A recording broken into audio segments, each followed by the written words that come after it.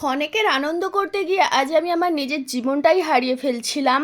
Hello everyone, আবারও আমার আরেকটি নতুন ভিডিও তোমাদের সকলকে জানাই স্বাগত। এখন আমি মশলা ভাজছি। আসলে আজকে আমাদের বাড়িতে হবে এঁচোড় রেসিপি, সেই জন্যই ওই আদা রসুন পেঁয়াজ টমেটো একটু হালকা করে পাঁচফোড়ন দিয়ে মশলাটা কষে নিলাম।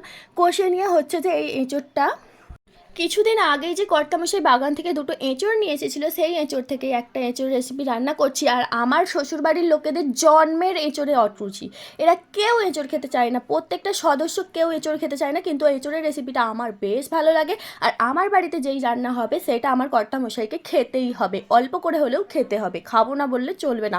যেহেতু কর্তামশাই এঁচোড় খেতে পছন্দ করে না, তার জন্য আমাকে আবার একটা রেসিপি বানাতে হয়েছিল, পটল আলু মাছের তরকারি।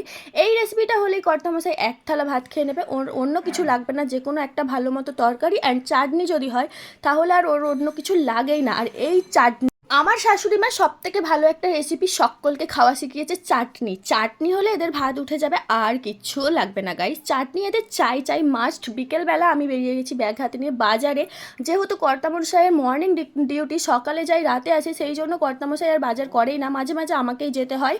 তো তারপরে এই যে এই স্টেশনারি দোকানটায় আমি ঢুকে গেছিলাম। এই দোকানটায় তুমি কি খুঁজবে, মেয়েদের কসমেটিক্স বলো, লজেন বলো, ক্যাডবেরি বলো, বই খাতা বলো, যা খুঁজবে অল ওভার জিনিস পেয়ে যাবে। খুব মানে দোকানটা সব কিছু মাল পাওয়া যায়।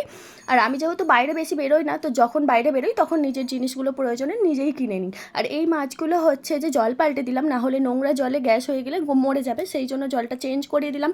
তারপরে এই যে প্রেশার কুকার বসিয়ে দিয়েছি, দিয়ে একটু ছোলার ডাল আর আলু আমি বসিয়ে দিলাম।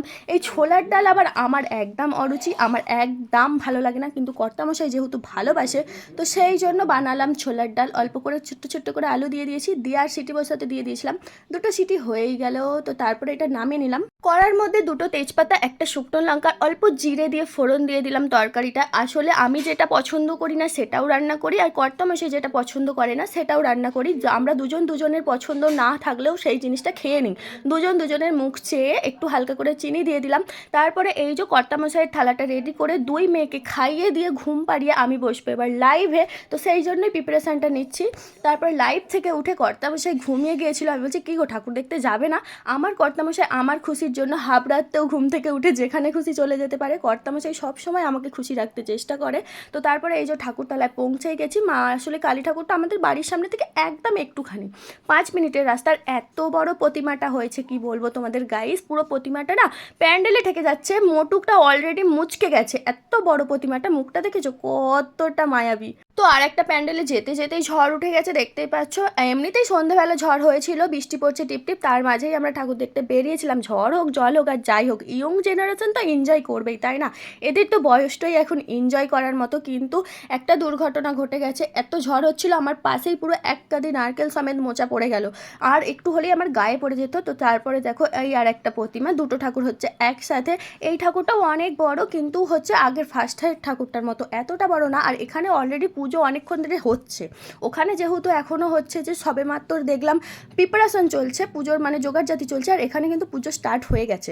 তারপরে এই যে এরা নাচানাচি করছে। প্রত্যেক বছর পুলিশ এসে বক্স বন্ধ করে দিয়ে যায়, এবছরে কি হয়েছে জানি না, পুলিশ আসেনি আর বক্সও বন্ধ করেনি, তার জন্য এরা ফুল এনজয় করছে। আগের বছর তো পুলিশ এসে বক্স বন্ধ করে বক্সের সামনে চেয়ার নিয়ে বসেছিল, আর প্রত্যেকটা মানে ইয়াং জেনারেশনের ছেলেদের মুখগুলো পুরো চুন করে ঘুরছিল। কথাতেই আছে কার মরণ কখন হয় কেউ জানে না। আর কিছু সেকেন্ডের জন্য আমি নিজের জীবনটা হারিয়ে ফেলতাম। এই নারকেলটা পুরো আমার মাথার সাইডে পড়লো, আমি হেঁটে গেলাম আর পড়ে গেল, আর একটু হলে বোধহয় আমি এবার পৃথিবী থেকে